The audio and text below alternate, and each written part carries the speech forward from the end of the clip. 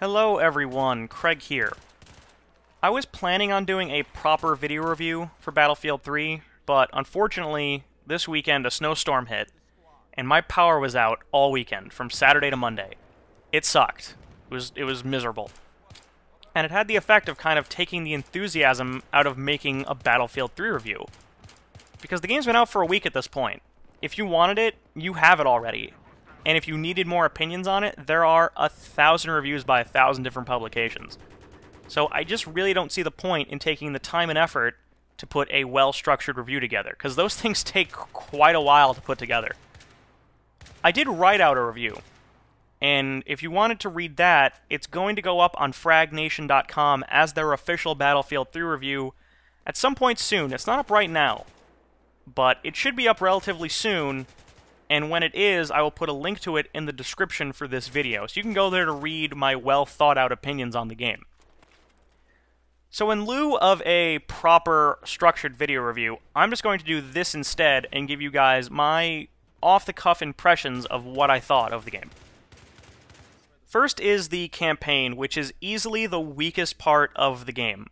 And that's not surprising, because Battlefield has been known for its multiplayer. It's never really been known for its single player. But that doesn't excuse it. It tries, but it's painfully generic. There are no twists that you won't see coming, and the big, crazy set-piece moments are literally ripped out of other games. And they were done better in those other games. There's no emotional investment. You will not care about a single character. In fact, you'll probably forget just about everyone's name when you're done. It's one of those campaigns that when the credits roll, you'll completely forget about what you've just done. Like, you won't care. And there are quick time events that really feel out of place. They're sporadic and they're pointless. They don't belong here. So, you'll have some fun just shooting the AI, but there's really nothing special about the campaign. Then there are the 6 cooperative missions, which are 2-player and last about 15 minutes. They're kind of like the Spec Ops missions from Modern Warfare 2.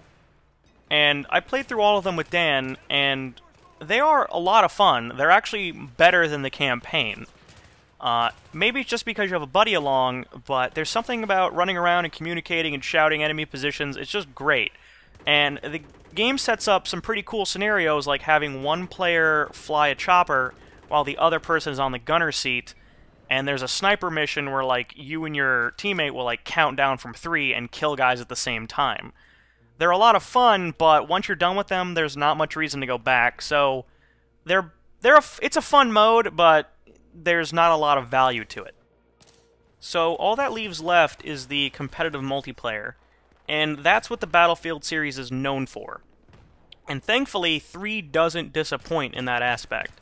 Its multiplayer is really, really, really good. When you're fighting other people online, it's a blast. It is easily the best aspect of the game, and it's the reason to pick up the game at all. If you want a good single-player or cooperative experience, this isn't the place for it. This is, if you want great competitive multiplayer, then pick up Battlefield 3. It's got 3 different modes: Standard Team Deathmatch, Conquest, and Rush. And if you've played any of the Battlefield games on the 360, you probably know what those modes are.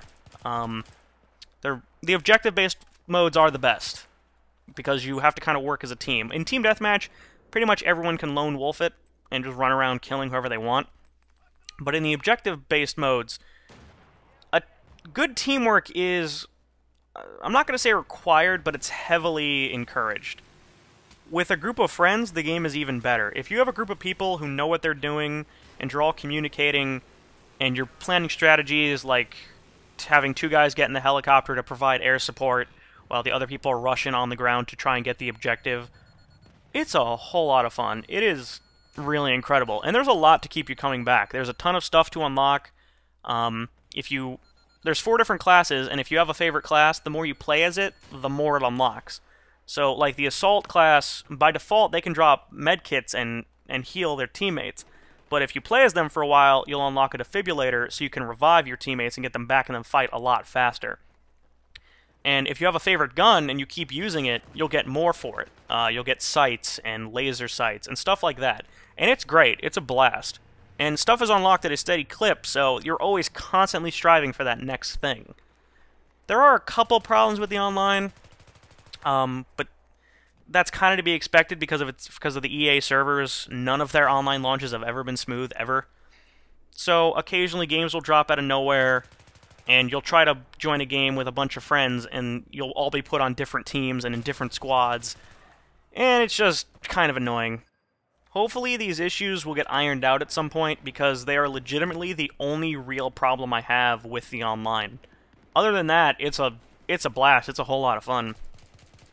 That's about all I've got to say about Battlefield 3. Come to it for its multiplayer. Its multiplayer is extremely strong, and you'll be playing it for quite a while. If you want a more in-depth look at my opinion, then the review will be in the description when it goes live.